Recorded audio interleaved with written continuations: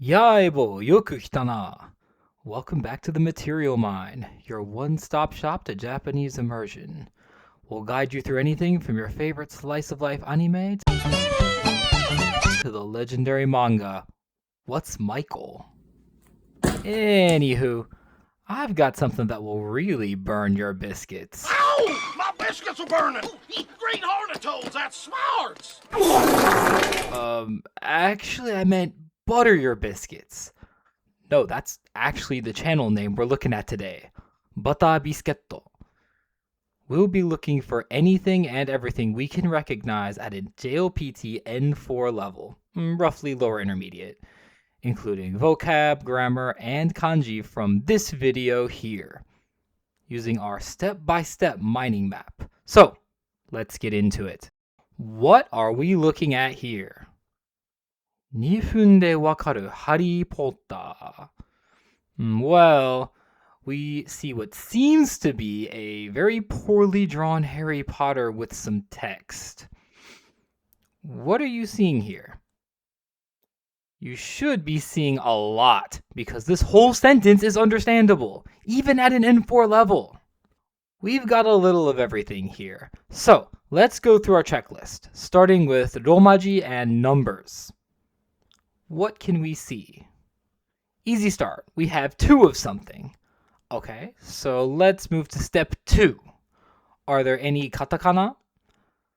If you are as much of a millennial as me, then you didn't even need to read those katakana to know that they read Harry Potter.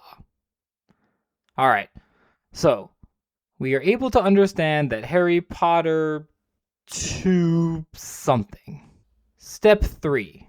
What hiragana do we see?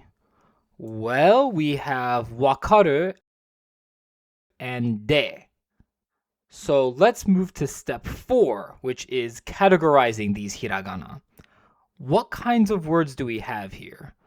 Well, we've got a verb, wakaru, and a particle, de.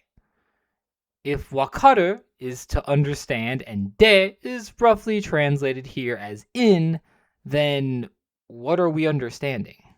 How about step 4, kanji? Not a nasal grunt, but actually the reading of this kanji. So what is it 2 of? 2 minutes? We are going to understand Harry Potter in 2 minutes. How convenient. Or maybe not. Did you happen to see the title of this video? 2分でわからなくなるハリー・ポッター. If that なくなる didn't give it away, I don't think we're going to be understanding anything at all. In fact, our whole understanding of Harry Potter might be at risk of complete... What's going on here? ハリー・ポッターは至って普通な少年で、彼の義理の両親と一緒に住んでいて、シュレイというダースレイに住んでいます。What is going on here? This is much longer than we've seen before, but you know almost all of the important parts. Let's take a look again. Do you see that? We've got nuggets galore, guys! Alright, back to step 1. Any romaji or numbers? Well, we have Dursley's, so I think we can guess who that is. Step 2. Any katakana? Why yes, our main character, of course. ハリー・ポッター There's actually another word too, and luckily we have the English to help us figure out what that is. シュレイ Step 3. What hiragana are there? Ha, te, na, de, no, to, ni, ndete, toyu, ni, ndeimasu. Whew, great. Now let's go to step 4, categorizing them. For the grammar, we know that wa marks the topic, de is te form for nouns, no shows possession, to is and ni is a location marker. These particles will always appear as hiragana in sentences, usually making up the majority of the hiragana in a given sentence. When na comes after a kanji, like we see with futsu na shonen, it's an adjective, which we'll look at in a bit with the rest of the kanji we know. What about te being used here? You might be familiar with te form, which is what allows you to basically explain your entire schedule in one sentence by describing a sequence of actions. But the kanji it's connected to in this sentence is above our level, so mush, we won't think about it for now. Sundeimasu and sundeite. Those are ongoing states or actions, and it's a word we know. We're talking about where Harry is living, right? Well, that's the teiru in action. That word appears twice in this sentence. Because you only see a mas at the end of a complete sentence, any other verbs in that sentence are going to be in te form, which combines with the teiru to get sundeite. The last grammar we have is toiu, which is the verb iu, like in... We also have other kanji that we might know, so let's check those out next. What kanji do we have? Let's ignore everything that's above N4 level, and wow, look at that! You might know how to use this tsu kanji because of the word futsu. After all, Harry is just an ordinary shonen, right? Oya are parents, which gives us a clue as to what giri no ryoshin could mean. We've already looked at the last kanji in sundeimasu, so we only have ichi left, which would normally be extremely simple because, look at it. It's literally one line. However, ishoni doesn't mean one, so think about what it could mean in this context instead, if you don't already know. Time for step 6, putting all of this together. Or, as I like to think of it, what a guy! Let's put all of our main elements on screen. First, who are we talking about? Harry Potter. What is he doing? He's living where?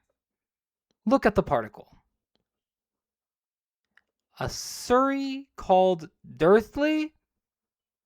No, you aren't mistaken. And this is where the translation from English to Japanese is actually incorrect. Think about it from the translator's perspective. She's never seen the words Surrey or Dursley before, so how is she supposed to know whether it's a person's last name or a place? Just one slip of a particle, and now Hari lives in... I don't even want to think about it. We've just created what is the skeleton of the sentence. Who it's about and what they are doing. Everything else is additional details. So what about those? Harry is a boy. What kind of boy? A totally ordinary boy. And we know where he lives, but who are these people? His relatives, not biological parents, but giri no ryoshin. Harry lives with them, of course. We've got the whole idea. Now just to fill in the gaps. ハリー・ポッターは至って普通な少年で、彼の義理の両親と一緒に住んでいて、シュレーというダースリーに住んでいます。Harry Potter is an extremely normal boy who lives together with his parents of obligation, or non-biological parents or guardians, in a Surrey named Dursley. This channel has no shortage of questionable Japanese translations of various fictional series done by a girl attempting to improve her English. Her friend and animator, Butterbiscuit, decided that the world really needed to see some of these amazing translations in action, and thus the channel was born. Apparently, our translator, An-chan, really enjoys the Harry Potter series because she has translated practically the whole series from English to Japanese at this point. I can't recommend this channel enough if you're looking for wacky Japanese content to immerse with, so ぜひ見てください. As always, thank you for your time and attention.